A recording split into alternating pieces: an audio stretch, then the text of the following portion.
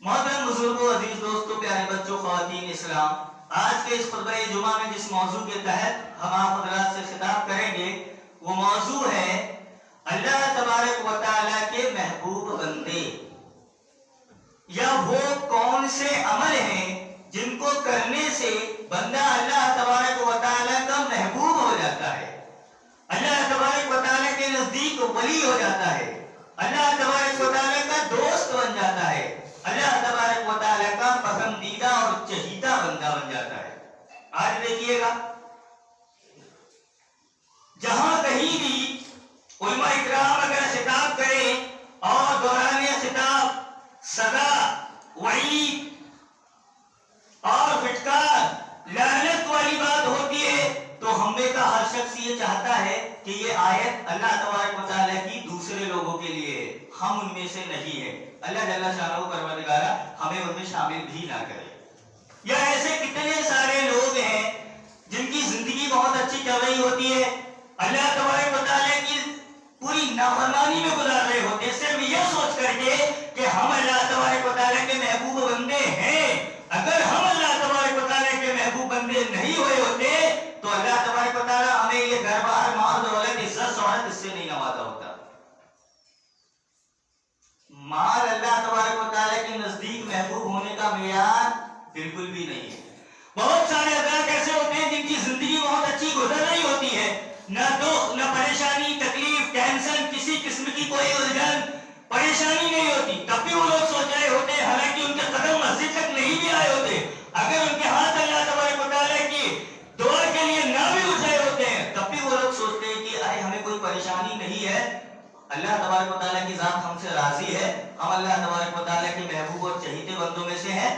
اگر ہم اللہ تبارک و تعالیٰ کے پسندیدے بندے نہیں ہوئے ہوتے تو اللہ تبارک و تعالیٰ ہمیں کسی پریشانی میں، الجھن میں، پریشانی میں ڈال دیا ہوتا۔ ایسا بالکل بھی نہیں ہے۔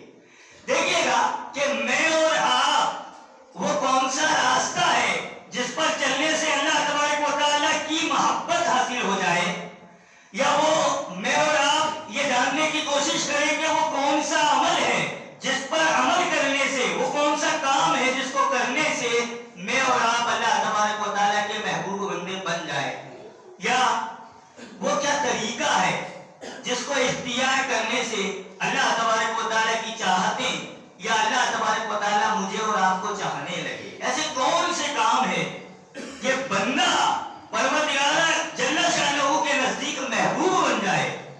یاد رکھیں کہ کوئی شخص اگر اللہ تبارک و تعالیٰ سے محبت کا دعویٰ کرتا ہے تو ضروری نہیں کہ اللہ تبارک و تعالیٰ کا وہ ولی ہو، اللہ تبارک و تعالیٰ کا وہ محبوب ہو، لیکن اللہ تبارک و تعالیٰ جس سے محبت کرتا ہے در حقیقت ہر وہ شخص اللہ تبارک و تعالیٰ کا ولی ہوتا ہے، در حقیقت ہر وہ شخص اللہ تبارک و تعالیٰ کا محبوب ہوتا ہے۔ تو آئیے اس مناسبت سے ایک حدیث جس کو امام ابن ماجہ رحمۃ اللہ علیہ نے سنن ابن ماجہ کی کتاب الزہد کے اندر ایک باب آتا ہے، باب الزہد فی الدنیا، اس کے اندر ایک بڑی پیاری روایت حضرت سہل بن سعد سے نقل کیا ہے۔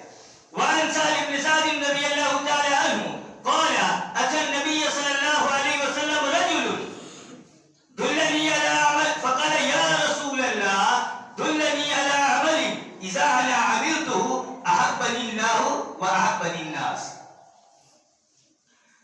راوی حدیث حضرت سہل بن سعد بیان کرتے ہیں کہ اللہ کے نبی صلی اللہ علیہ وسلم کے پاس ایک شخص آئے اور انہوں نے کہا کہ اللہ کے نبی صلی اللہ علیہ وسلم دلنی علی عمل، کہا کہ اللہ کے نبی صلی اللہ علیہ وسلم مجھے وہ کام بتلائیے، مجھے وہ عمل بتلائیے کہ جب میں وہ کام کروں احبنی اللہ واحبنی الناس، تو کہا کہ لوگ اللہ تبارک و تعالیٰ بھی مجھ سے محبت کرے اور لوگ بھی مجھ سے محبت کرے۔ ہمارے سیونی میں ایک کہاوت بزرگوں کی ہوتی تھی، دونوں ہاتھ پر گھی، دونوں ہاتھ پر لڈو، وہ یہی والی روایت ہے، آپ یاد رکھیں۔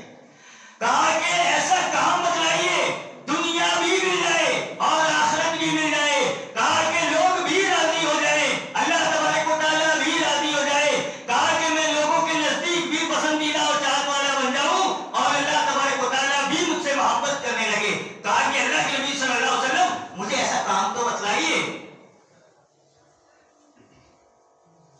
دونوں ہمیں تو ہر شخص چاہتا ہے کہ لوگوں کی محبت بھی رہے ہمارے ساتھ اور اللہ تبارک و تعالیٰ کی محبت بھی رہے. تو دیکھو پیارے نبی صلی اللہ علیہ وسلم نے کتنی بہترین روایت بتایا. کہا کہ اللہ کے نبی صلی اللہ علیہ وسلم مجھے وہ کام بتائیے جس کے کرنے سے پروردگار بھی مجھ سے محبت کرے اور دنیا کے سارے لوگ بھی مجھ سے محبت کرنے لگے. کہا کہ اللہ تبارک و تعالیٰ کی چاہت بھی مجھے حاصل ہو جائے اور لوگوں کے نزدیک بھی میں پسندیدہ بن جاؤں. کہا کہ مجھے ایسا عمل بتلائیے.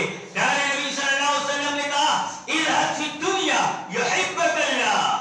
کہا کہ لوگوں کے نزدیک اور اللہ تبارک و تعالیٰ کے نزدیک محبوب بننا چاہتے ہو. کہا کہ اللہ تبارک و تعالیٰ تم سے محبت کرنا چاہتا ہے اور تمہاری چاہت یہ ہے کہ لوگ بھی تم سے محبت کریں. تو کہا اذهب فی الدنیا یحبک اللہ.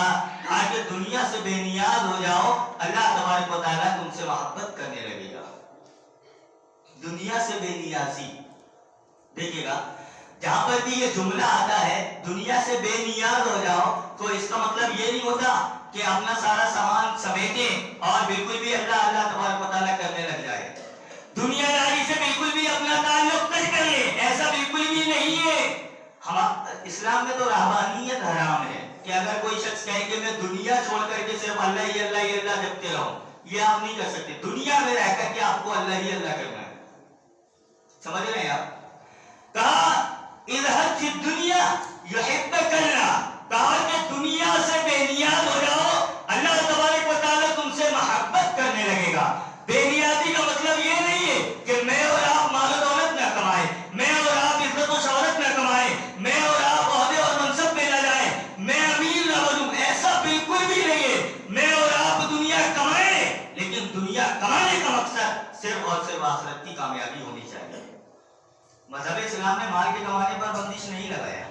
ارے امیر تو میں اور آپ کو